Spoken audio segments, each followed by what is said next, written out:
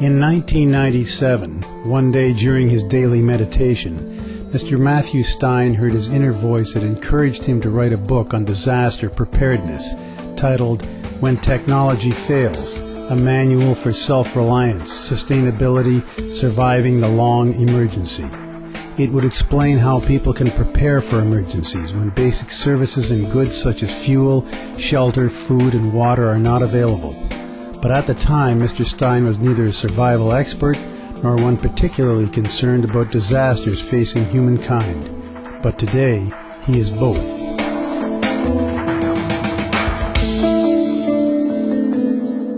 There's been many civilizations in the past that have failed on the planet. So different things have busted civilizations, but now we have 6 global trends, and each one of them is a potential civilization buster. The first one is climate change. According to Mr. Stein, the other civilization busters are reaching maximum petroleum production, deforestation beyond recovery, fish and ocean collapse, the global food crisis, and population growth. Right now, 11 out of 14 of the world's major fisheries in the oceans are either in collapse or in danger of collapsing. So the combination of the oceans heating up from global climate change and the acidification is killing not just the planktons and the fish, but the coral reefs. The coral reefs stabilize carbon. They take the CO2 out of the atmosphere and they combine it with nutrients in the ocean to make coral.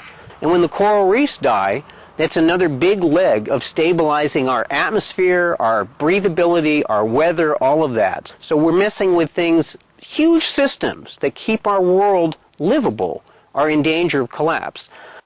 Now, the next one is the forests of the world. Half of the forests in the world are gone from what there was in ancient times.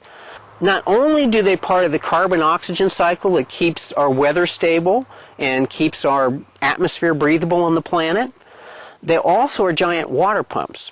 So a single huge tree, like a giant redwood or a giant rainforest tree, supposedly has the evaporative surface area equal to a 40-acre lake. So what happens when you cut the trees down is you have giant weather changes downwind from the trees. Now, number 5 is really scary. Not that I haven't scared you enough yet. Yeah, I know. Number 5 is the global food crisis. Right. Something like 6 major rivers in the world that no longer flow into the ocean. As we're running short on fresh water, that also means we're running short on irrigatable land, and more people are hungry every year. We're also unsustainably farming the soils. Modern factory farming methods are actually mining soils. Problem is that the soils in America are being depleted at 30 times faster than they're being replenished. If you continue that trend, then the trend in world food production is towards collapse. So the oceans are headed for collapse, the forests are headed for collapse, the world climate is changing to the point where it's been predicted we might have as much as 6-degree temperature change in the next century, and that will make most of the food baskets of the world unfarmable. So you've got all of these trends, they're building up, and are each of them individually headed for collapse, and they're making the perfect storm. Now, the last trend is population. What that means is that we're consuming the natural resources of the planet faster than they can regenerate. Mr. Stein believes that without immediate change, human survival will be jeopardized around the globe. To help families and individuals who wish to be better insured, hoping, of course, that a crisis would never happen, Mr. Stein created the Grab and Run Kit. When we return, we'll find out about some of the essential items for the kit with disaster preparedness expert Mathew Stein. Please stay tuned to Supreme Master Television.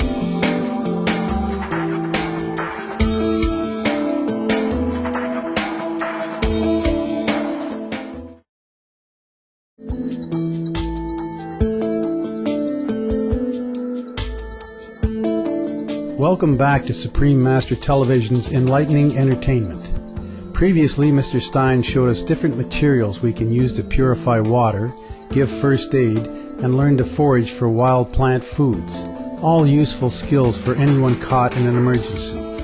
Today he shares about more potentially life-saving items and survival tips. Here's some dental floss. Now, dental floss is good for more than just dental flossing. It's good for tying things together. It's good for strong thread to stow stuff up. This is very important. Sunscreen. Right. You know, people forget about that. Disaster happens, you're living outside. Earthquakes are shaking, nobody's going in a building because when's the next shock going to hit? You're outside 24/7. Now, compass. Some people say, well, I don't know, why do I need a compass? Well,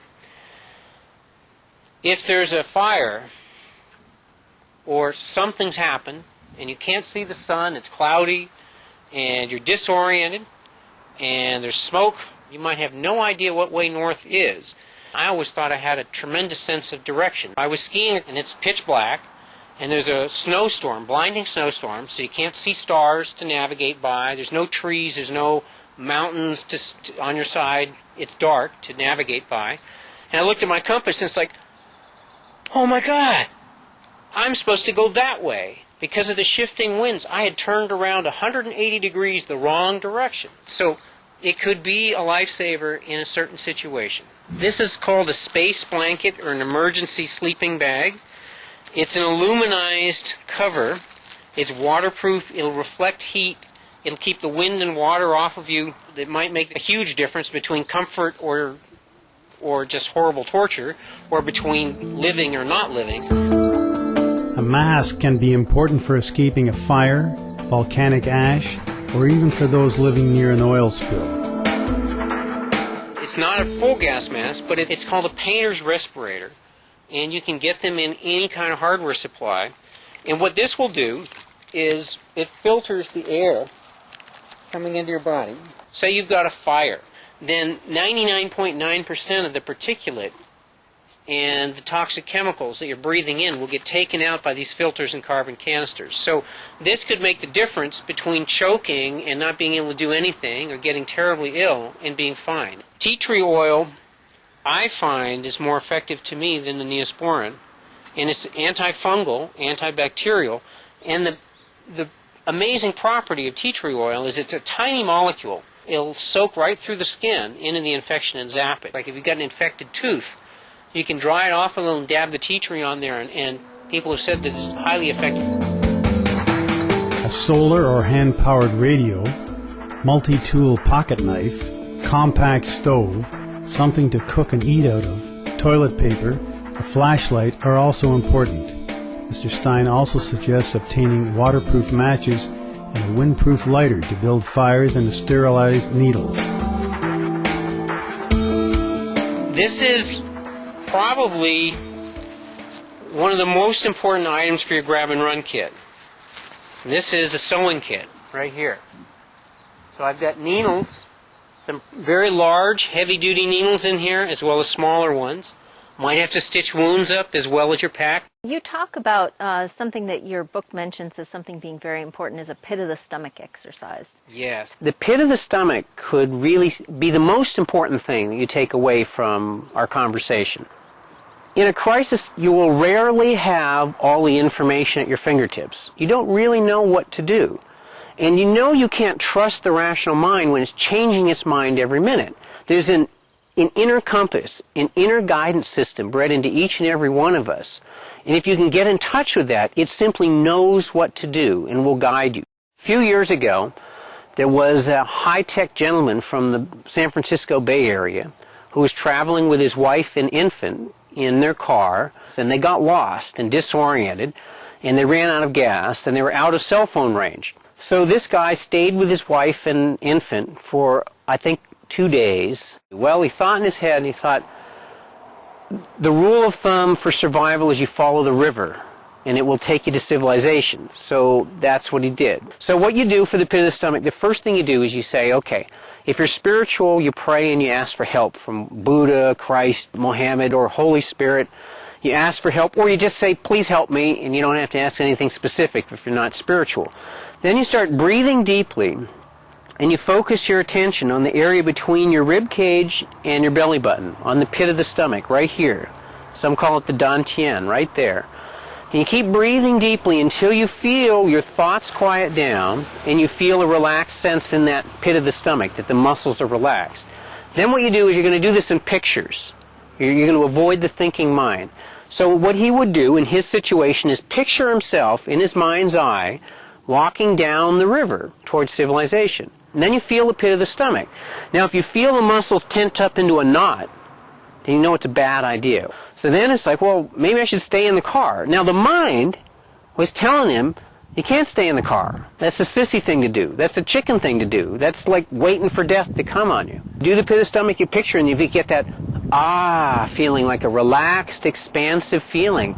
And then it's like, oh wow, staying in the car. Well, what happened? He went down the river. He got stuck in a steep river canyon. Cold, hard rain. Died of exposure and exhaustion. And they found the car and the wife and the child. People say, does this really work? And can you really trust it? And I'll say, yes. And you've had the experience in your life of listening to that intuitive feeling and saying afterwards, oh, thank God I listened. You know, now I understand. I'm so glad I listened. Our sincere appreciation, Mr. Mathew Stein, for sharing this valuable information. Wishing you all the best in your efforts to raise awareness of the need for humanity to halt its dangerously unsustainable trends and turn to planet and life-saving directions. For more information about the Grab and Run Kit and other helpful resources, please visit www.whentechfails.com. Thank you for your presence on today's program. Please stay tuned to Supreme Master Television for words of wisdom, coming up right after noteworthy news. May heaven protect our planet and you and your loved ones, always.